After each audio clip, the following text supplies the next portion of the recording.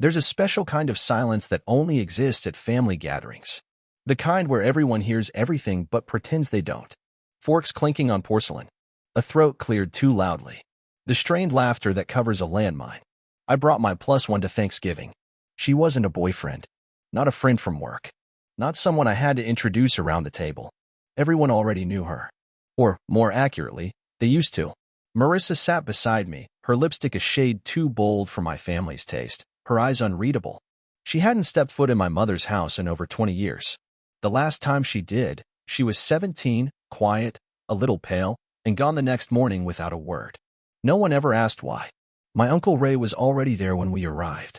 Carving knife in hand, smile preloaded, beer belly nestled into his favorite chair. He didn't recognize her at first. Too many years, too many victims. But the moment hit. I saw it. That microscopic flicker in his eyes. Then nothing. Blank slate. Back to the knife. Marissa sat across from him. Straight-backed. Unflinching. Not a single person at that table asked me who she was. No one said, "Oh my God, is that?" They just ate. Because that's what this family does. We eat secrets. We swallow discomfort like stuffing. We wash down shame with gravy and Chardonnay. And we never, ever say what we all know. But this time, I wasn't here to play along. I came to break the silence. I've always hated family photos. Not just because I blink too often or tilt my head the wrong way, but because I never know what to do with my hands. In every picture from my childhood, I'm either holding something or clutching my own wrist like I'm afraid they'll drift away. That strange, self-contained tension stayed with me for years, in photos and in life. I didn't have the words for it then. I still struggle now. There were signs, of course. But signs are only useful when someone's willing to read them. My Uncle Ray was always the favorite. The funny one. The handyman. The guy who could fix a faucet, build a treehouse, and slip you a $50 bill on your birthday when your parents weren't looking. He was the only one who didn't make fun of me for crying during fireworks. He called me sensitive, like it was a secret nickname, like it was our thing. For years, I thought I was lucky to be his favorite. I was 10 the first time something happened that I couldn't explain. I was in the pantry with him. Why? I can't remember. I'd gone in to grab something, I think, and he followed. He reached over me, supposedly for the brown sugar. Then suddenly the door clicked shut behind him. It wasn't violent. It wasn't loud. Just a soft snap. I remember the way his breath smelled like beer and sausage. I remember him touching the small of my back when he told me to move. I remember nothing else. That was the first missing frame in the reel of my memory. There would be others. At the time, I didn't call it anything. I didn't even feel scared. Not then. The fear came later, at night, in dreams I couldn't understand, in stomachaches that medicine couldn't touch. I cried a lot. I didn't know why. My mother said I was melodramatic, that I needed to stop making scenes, that I'd embarrassed myself again at Christmas when I refused to hug him in front of everyone. I got sent to my room that night. I heard laughter downstairs while I lay in bed, wondering if something in me was broken. The years that followed were a kind of quiet unraveling. Nothing was said, but the body keeps its own language. I stopped smiling in photos. I avoided doorways. I flinched at my own reflection when it moved unexpectedly. I wasn't alone. I know that now. Marissa had been around long before I noticed her. She was always quiet, always helpful. The kind of teenage girl adults praised for being mature and polite. She used to braid my hair sometimes when I was little. She had this gentleness to her that made everything else feel safe. And then, one summer, she just stopped showing up. No one explained it.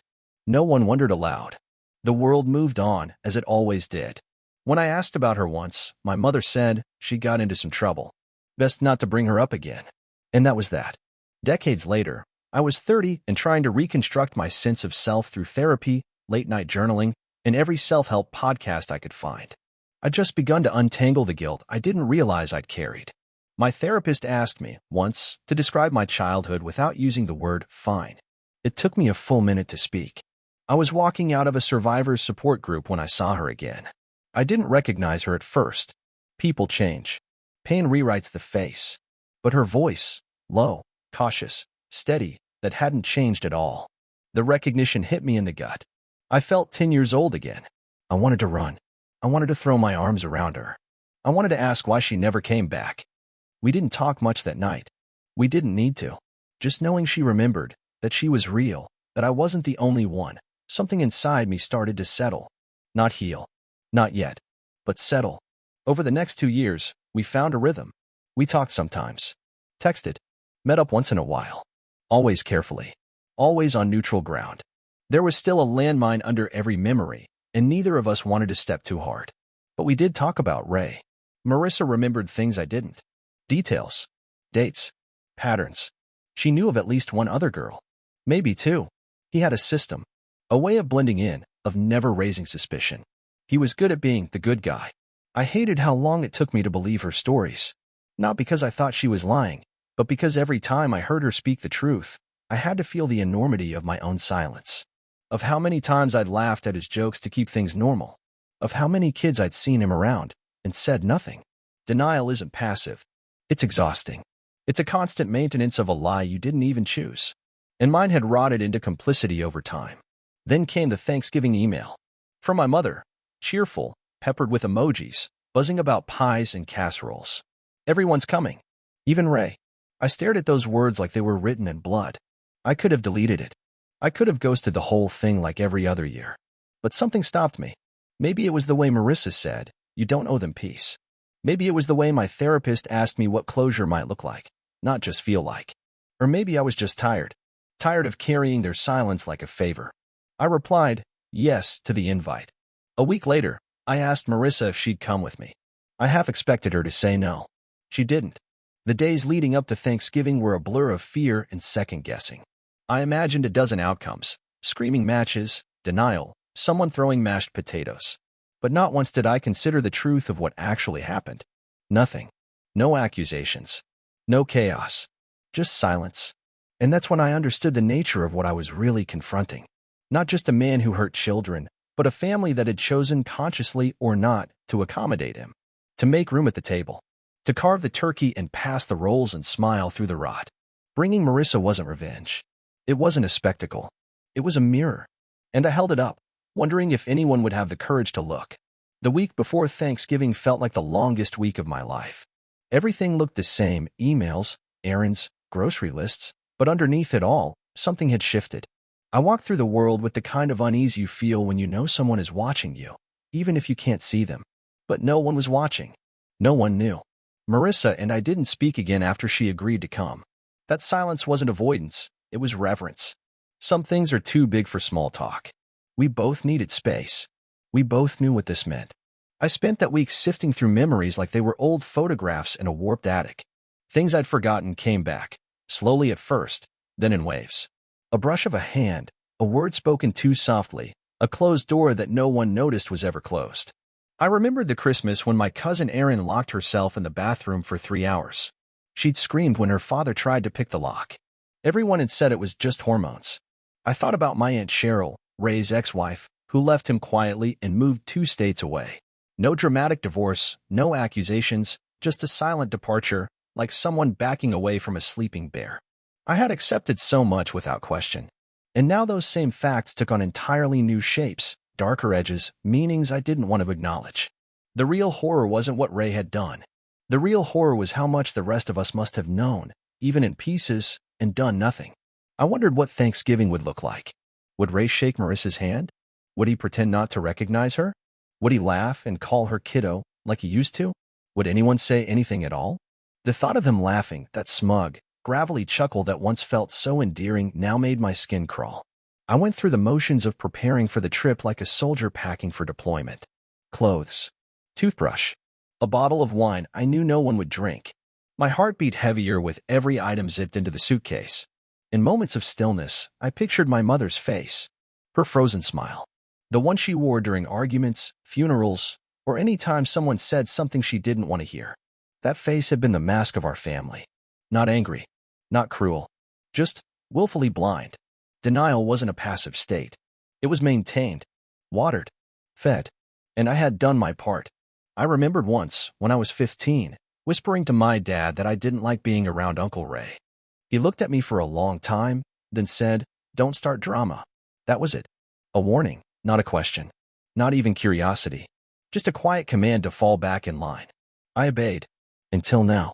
Now, I was bringing a memory to dinner, wrapped in flesh and bone. I was resurrecting the ghost everyone pretended had never haunted our family. I wasn't screaming. I wasn't accusing.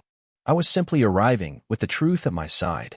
And I knew, deep in my bones, that that would be enough. The morning of Thanksgiving, I stood in front of the mirror and couldn't decide what to wear. It felt absurd, worrying about clothes when the emotional equivalent of an earthquake was looming. But I cared. Not because I wanted to impress anyone, but because I wanted to feel anchored to myself, to the moment, to what it meant. I chose something simple. Soft black slacks. A sweater that hugged me like a second skin. I didn't wear makeup. I didn't smile. The ride to my parents' house was silent. Marissa met me in the driveway. She looked like herself and not herself. Older. Stronger. Somehow lighter, as if simply walking into this shared reckoning gave her back something the years had taken. We didn't touch. We didn't speak. We just walked inside. The door opened to the familiar scent of cinnamon and clove, like nostalgia trying to win. The sound of football murmured from the living room. Dishes clinked in the kitchen. And then it happened. We stepped over the threshold, and the room froze. My mother turned first. Her eyes flicked to Marissa, then back to me. Her face rearranged itself quickly, too quickly. She smiled that same practiced, brutal smile and said, "Oh, you brought someone." No one else spoke. No one asked who Marissa was. No one said her name. They all knew. The silence spread like spilled wine.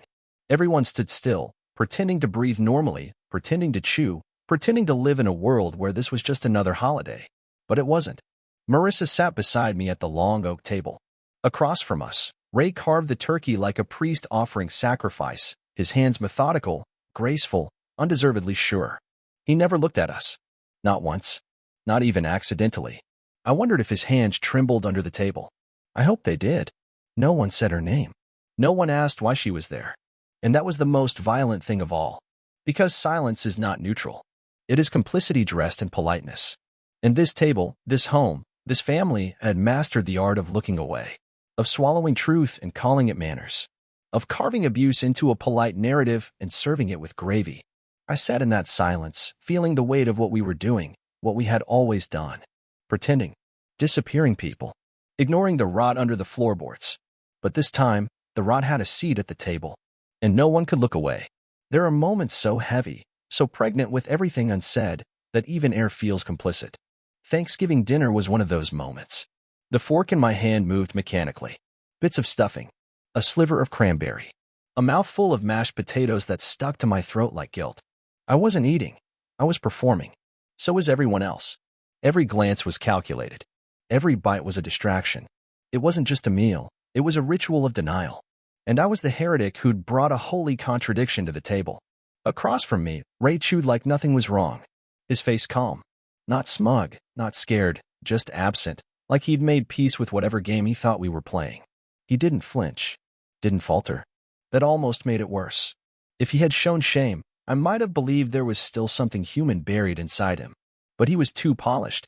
Too at ease in the echo chamber of family silence.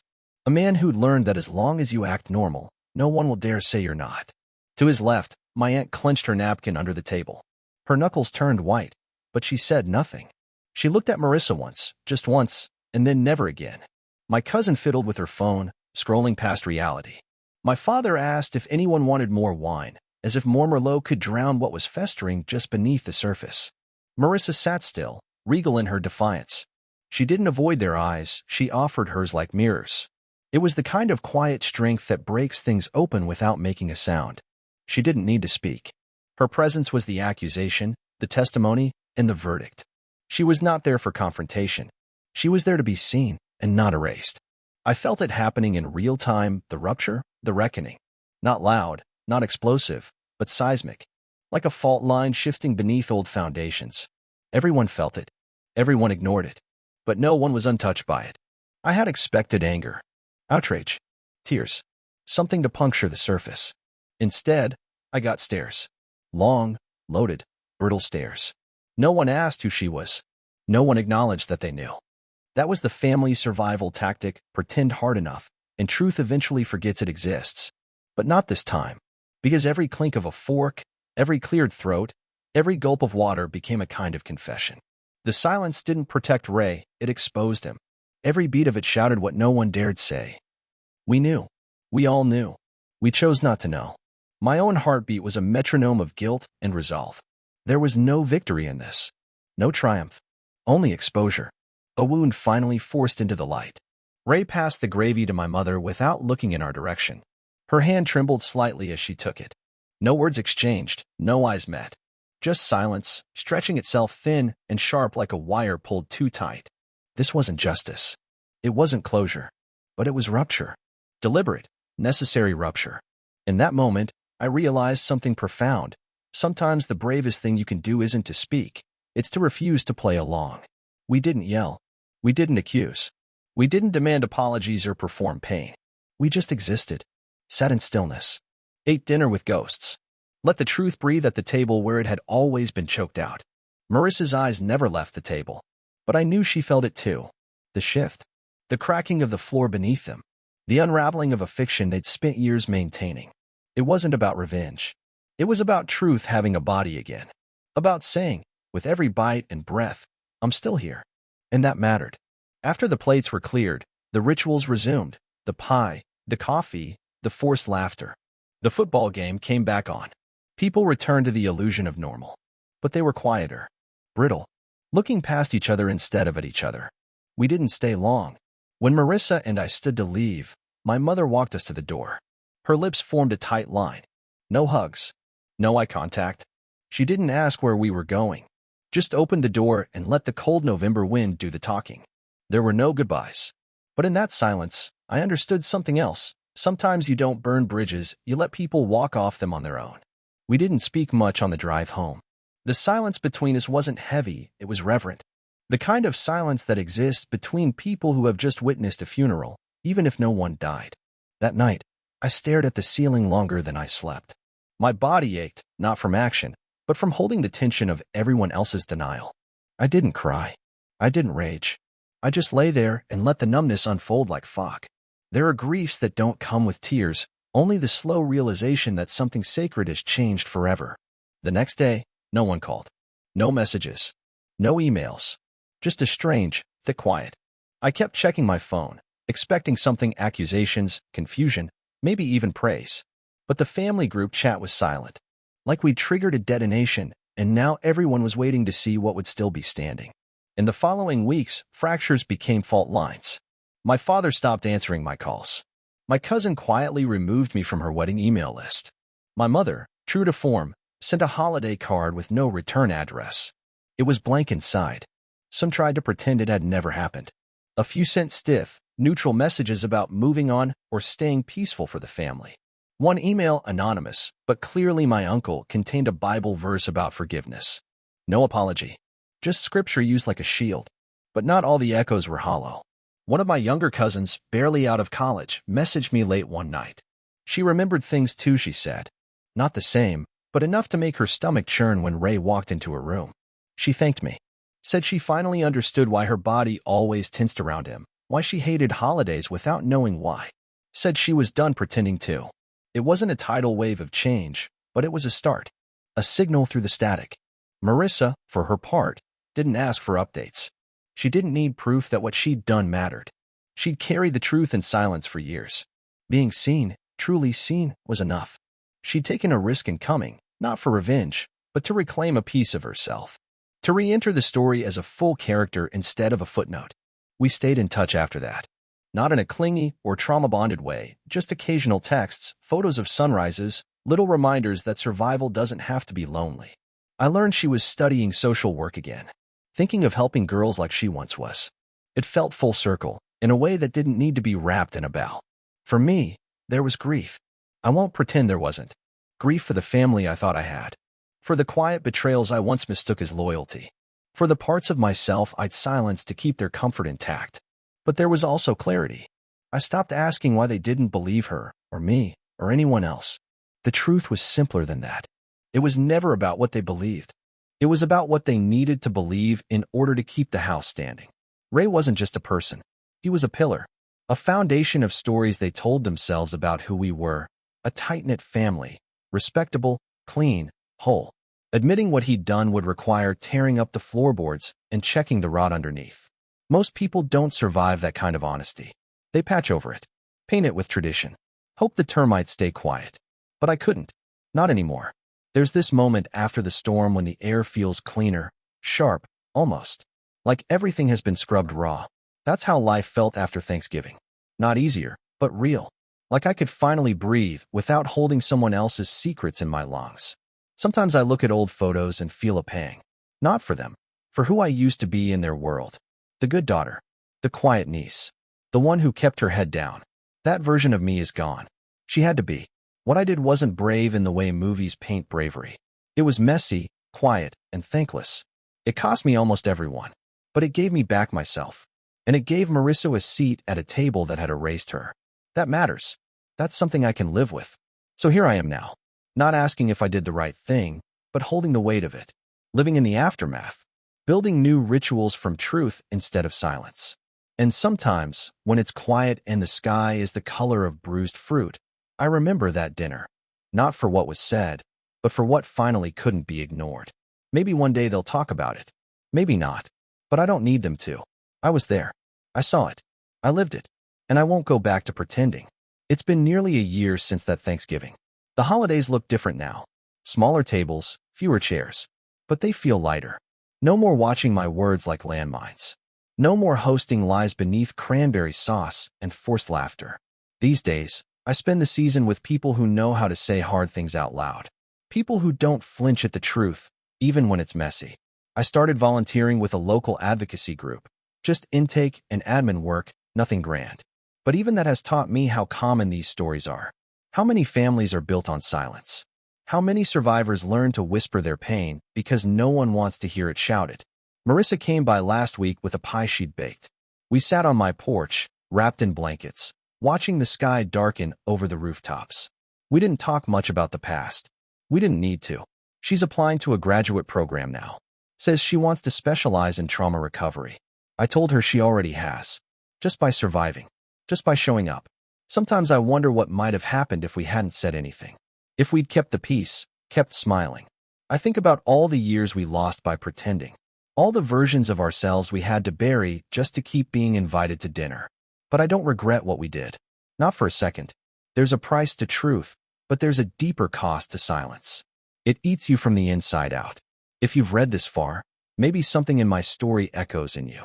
Maybe there's a name you're afraid to speak. A truth you've kept wrapped in family rituals and guilt. Maybe you've convinced yourself it wasn't bad enough to cause a storm. Maybe you're waiting for someone else to make the first move. I can't tell you what to do. I can only tell you this. The moment you stop protecting your abuser is the moment you begin protecting yourself. You deserve peace that isn't built on erasure. You deserve to be whole, even if it means being alone for a while. And you're not as alone as you think. So tell the truth. Say the hard thing. Shatter the silence. You'll lose some people, but you'll find yourself. And maybe, just maybe, you'll light a path for someone else. What would you have done at that table? Would you have passed the gravy and looked away? Or would you have stood up, even if your voice shook? Tell me. I'm listening.